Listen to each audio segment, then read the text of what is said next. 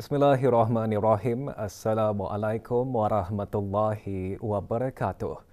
Inovasi merupakan elemen utama dalam memacu pertumbuhan ekonomi sesebuah negara. Untuk mencapai matlamat tersebut, kerjasama dan perkongsian mengenai pengalaman, idea dan membina rangkaian serta perhubungan yang lebih baik perlu untuk memacu masa depan yang lebih cerah. Perkara tersebut antara yang disentuh dalam Simposium Inovasi Unified National Network Sendirian Berhad UNN. Simposium selama 2 hari itu membuka tirainya kemarin di salah sebuah hotel di Ibu Negara.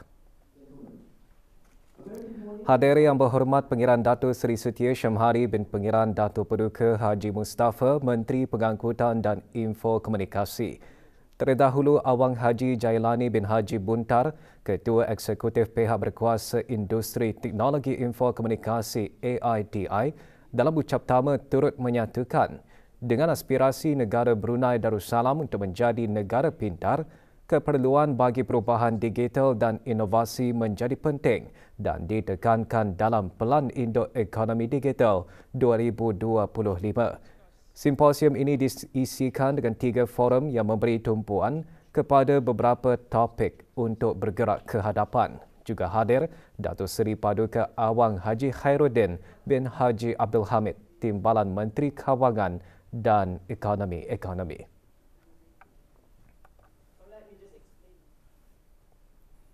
Bagi meningkatkan kesedaran mengenai penubuhan Sekretariat Tetap Manpower Planning and Employment Council MPEC serta fungsi peranan dan inisiatifnya, Sekretariat Tetap MPEC mengadakan program Akar Umbi. Program siri pertama itu dihasrat dapat diberigakan menerusi penghulu-penghulu mukim dan ketua-ketua kampung selaku pemimpin-pemimpin Akar Umbi. Program berlangsung di Jabatan Penerangan. Dayang Hajah Nur Aini binti Haji Muhammad Jamuddin, pemangku Ketua Sekretariat Tetap MPEC dalam ucapan alu-aluannya, antara lain menekankan mengenai fokus utama program Akar Umbi yang menjurus kepada isu-isu yang dihadapi oleh anak-anak kampung serta memupuk persefahaman dan mengeratkan silaturahim.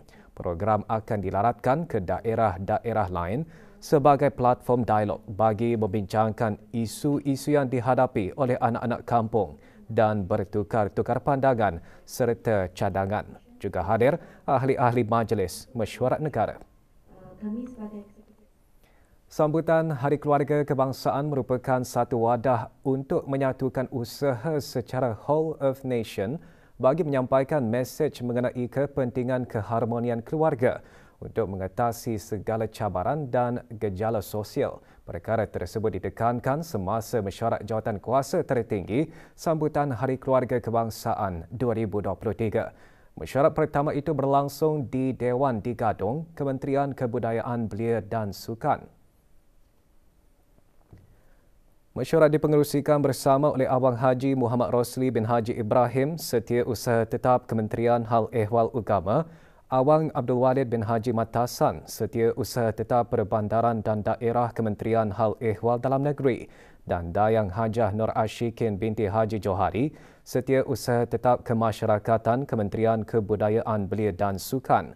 Dalam ucapan alu-aluan, Dayang Hajah Nur Ashikin juga berharap semua pihak untuk terus bekerjasama dalam memberikan komitmen sepadu, terutama dalam menggerakkan acara-acara sambutan.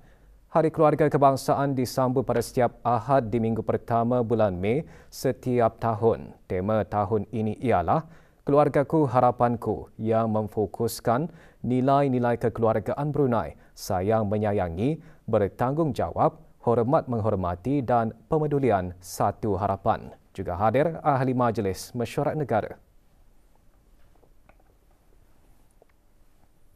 Otoriti Kebangsaan Keselamatan Kesihatan dan Alam Sekitar China mengadakan jariwara di Dewan Belalong, Kompleks Dewan Kemasyarakatan Pekan Pangar, Daerah Temburong. Ia sebahagian daripada acara Bulan Keselamatan China dan sempena Hari Sedunia Keselamatan dan Kesihatan di Tempat Kerja yang diadakan di seluruh dunia pada setiap 28 April bagi menggalakkan kepentingan, keselamatan, kesihatan dan keadaan kerja yang baik. The workplace safety and Hadir Pengiran Muhammad Amir Mubarak bin Pengiran Haji Hashim, Pegawai Daerah Temburong. Jarawara merangkumi pelbagai pameran, ceramah dan permainan interaktif bertujuan untuk menggalakkan penglibatan orang ramai, pelajar-pelajar dan pihak yang berkepentingan dalam industri. Beberapa agensi kerajaan dan syarikat menyertai jarawara kali ini termasuk Sekretariat MPEC, Job Centre Brunei dan Pusat Kargo Udara Antarabangsa Brunei BIACC.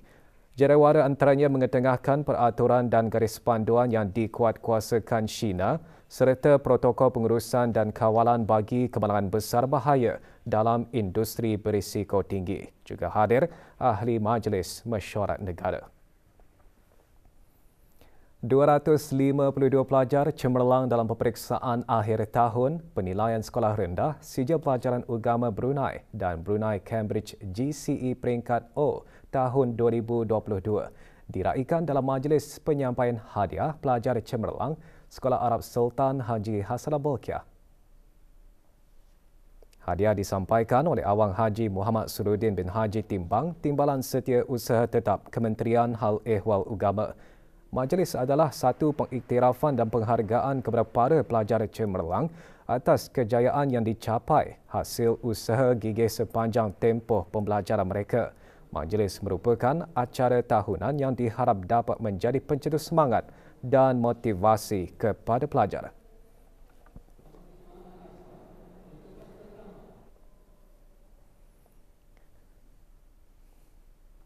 15 anak yatim warga College Universiti Perguruan Agama Seri Begawan Kupu SB dan beberapa buah sekolah diraikan pada majlis sambutan Ihya Eid Mubarak anjuran Kupu SB. Majlis berlangsung di College Universiti berkenaan.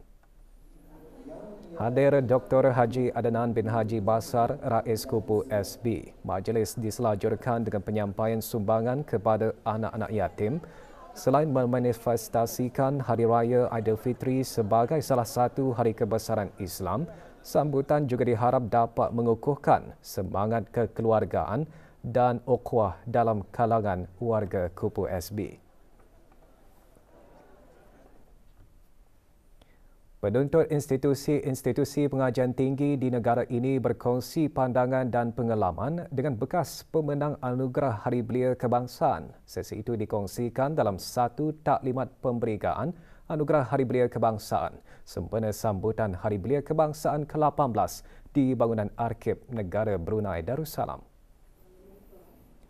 Tahun ini 4 kategori anugerah diberikan. Anugerah Belia Cemerlang, Anugerah Belia Berkhidmat, Anugerah Pemimpin Muda Belia dan Anugerah Projek Cemerlang untuk Belia. Pengiktirafan tersebut merupakan wadah dan manifestasi dalam mendukung usaha golongan belia dalam membangun dan mengekalkan semangat kesukarelawanan dalam kalangan masyarakat. Tarikh tutup pencalonan pada hari Isnin 5 Jun 2023.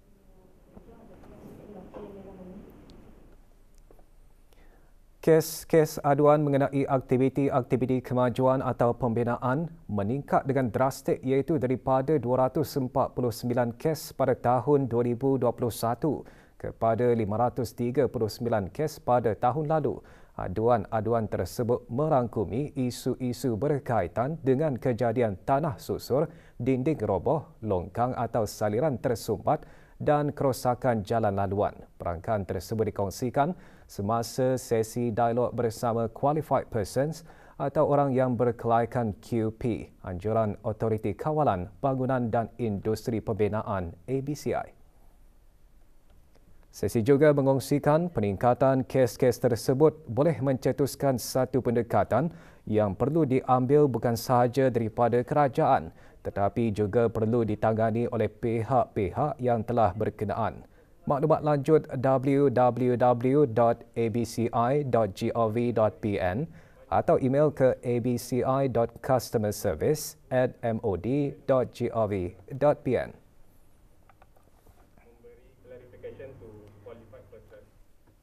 Sebenarnya disasarkan untuk reaching out kepada orang ramai, khususnya pemilik-pemilik atau pemaju terhadap kepentingan untuk sentiasa berhubung rapat dengan pihak profesional yang dilantik iaitu QP bagi mendapatkan khidmat nasihat serta mendapat pengesahan. bagi memastikan sebarang permohonan kemajuan yang dihadapkan atau diproses adalah teratur dan sempurna mengikut peraturan dan respondan yang ditetapkan.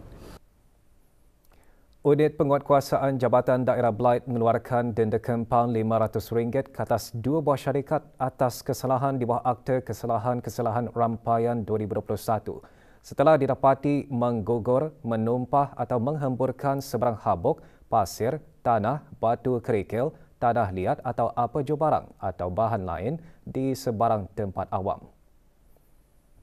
Syarikat terbabit diberikan tempoh 7 hari untuk menjelaskan denda dan jika gagal menjelaskan pembayaran, syarikat berkenaan boleh didakwa ke mahkamah.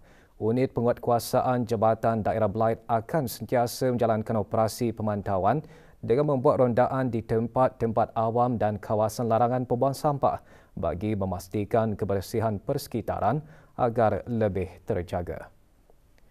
Berita sukan. Kemenangan skuad bola sepak Indonesia dalam acara bola sepak Sukan Asia Negara Sukan C ke-32 menamatkan penantian selama 32 tahun apabila Indonesia menewaskan Thailand 5-2 sekaligus meraih pingat emas dalam acara bola sepak Sukan C di Kamboja.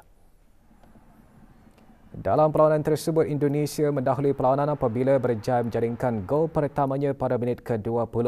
Gol kedua Indonesia dijaringkan pada masa tambahan separuh masa pertama, bagaimanapun perlawanan semakin sengit pada separuh masa kedua apabila Indonesia dan Thailand sering bertukar serangan. Pada minit ke-66, Thailand berjaya mengurangkan jurang gol apabila berjaya menjaringkan gol pertamanya dan gol kedua pada minit akhir perlawanan. Namun kedudukan tidak kekal lama apabila Indonesia berjaya menjaringkan 3 gol pada minit tambahan. Perlawanan berakhir dengan keputusan Indonesia 5-2 Thailand.